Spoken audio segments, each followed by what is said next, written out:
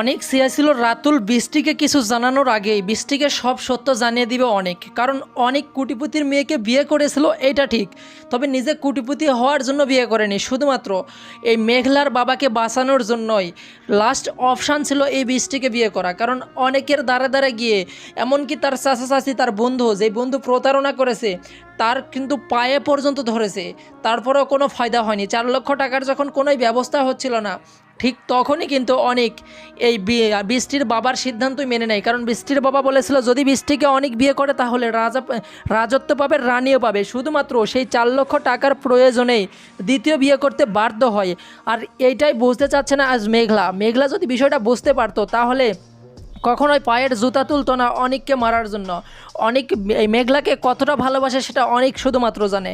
বুকের ভিতর হাজারো কষ্ট চাপা নিয়ে শুধুমাত্র তার আগের প্রফেশন ফিরে পাওয়ার জন্য, তার বন্ধু যে তার সঙ্গে বেইমানি করেছে, তার বন্ধুকে উচিত শিক্ষা দেওয়ার জন্যই এত কিছু করতেছে। রাতুলকে কিভাবে শিক্ষা দেওয়া যায় তার প্ল্যান মাফিকই কিন্তু কাজ করার জন্য লাগিয়ে দিয়েছে অনিকের নতুন অফিসের যে অ্যাসিস্ট্যান্ট আর কি, অনিকের ম্যানেজার। এই ম্যানেজার সাব্বির কি পারবে অনিকের গাইডলাইন মতো কাজ করতে? শেষ পর্যন্ত তো অনিকের ফ্রেন্ড হয়ে গেল সাব্বির। এখন কথা হচ্ছে যে কোনো মূল্যে অনিক যেহেতু সব সত্য কথা সাব্বিরকে বলে দিয়েছে, সাব্বির কিন্তু বিষয়টা বুঝতে পারছে।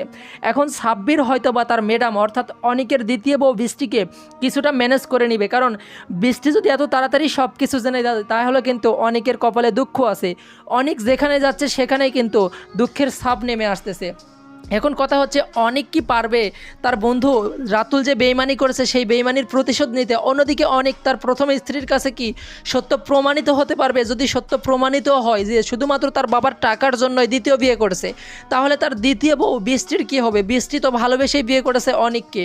একদিকে অনিক ঠকাচ্ছে মেঘলাকে, অন্যদিকে বৃষ্টিকে। মাঝখানে অনিক কিভাবে পারবে তার আসল পজিশন ফিরে পেতে? গাইজ সব কিছু মিলেই কিন্তু গরিব ঘরের রাজপুত্র নাটকের 10 নম্বর পর্বটি অনেক ইন্টারেস্টিং এবং সুপারহিট একটি পর্ব হতে চলেছে। অলরেডি 9 নম্বর পর্বটি আপলোড করা হয়ে গেছে।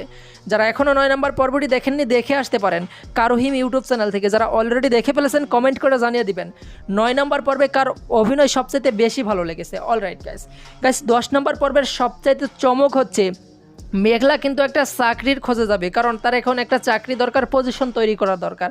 আর সেখানে গিয়ে মেঘলা কিন্তু বিপদে পড়বে। আর মেঘলার বান্ধবী সেখান থেকে অনিককে ফোন করবে। অনিক কি এখন মেঘলাকে বাঁচানোর জন্য যাবে? অন্যদিকে অনিকের বন্ধু রাতুল বৃষ্টিকে ফোন করে সব কিছু বলে দেওয়ার চেষ্টা করবে। অনিক এখন যাবে কোথায়? বৃষ্টিকে ম্যানেজ করতে নাকি মেঘলাকে বাঁচাতে? গাইস কী ঘটবে 10 নম্বর পর্বের সবচাইতে চমক বিষয় হচ্ছে এটাই। আশা করছি 10 নম্বর পর্বটির জন্য অনেকে অপেক্ষা করছেন। কারা কারা 10 নম্বর পর্বটির জন্য অপেক্ষা করছেন তারা একটু কমেন্ট বক্সে কমেন্ট করুন, দেখতে চাই কোথা থেকে আজকের ভিডিওটি দেখছেন, কোন জেলা, আপনার জেলার নাম কমেন্ট বক্সে জানিয়ে দিন। আর যারা এখনও আমাদের চ্যানেলটি সাবস্ক্রাইব করেননি, পরবর্তী যে কোনো ভিডিও সবার আগে পেতে অবশ্যই আমাদের চ্যানেলটি সাবস্ক্রাইব করে অল নোটিফিকেশন অন করে রাখবেন। গাইস পরবর্তী ভিডিও অর্থাৎ 10 নম্বর ভিডিওটি আপনারা দেখতে পারবেন 10 নম্বর পর্ব খুব শীঘ্রই 2-1 দিনের মধ্যে 21 তারিখ অথবা 22 তারিখের মধ্যেই পেয়ে যাবেন কারোহিম ইউটিউব চ্যানেলে। আশা করছি গাইস বিষয়টি বোঝাতে পারছি। আশা করছি গরিব ঘরের রাজপুত্র নাটকের 10 নম্বর পর্বটিতে কি ঘটবে, কবে আসবে সেই সম্পর্কে বিস্তারিত বোঝাতে পারছি। সম্পূর্ণ ভিডিও জুড়ে কিন্তু আর কি গরিব ঘরের রাজপুত্র নাটক নিয়ে আমরা কথা বলেছি। তো ভিডিওটি কেমন লাগলে কমেন্ট করে জানিয়ে দিন। ভালো লাগলে বন্ধুদের মাঝে শেয়ার করবেন, চ্যানেলে নতুন হলে চ্যানেলটি সাবস্ক্রাইব করবেন। আর পরবর্তী ভিডিও সবার আগে দেখতে চাইলে অবশ্যই আমাদের চ্যানেলের সঙ্গে যুক্ত থাকতে হবে।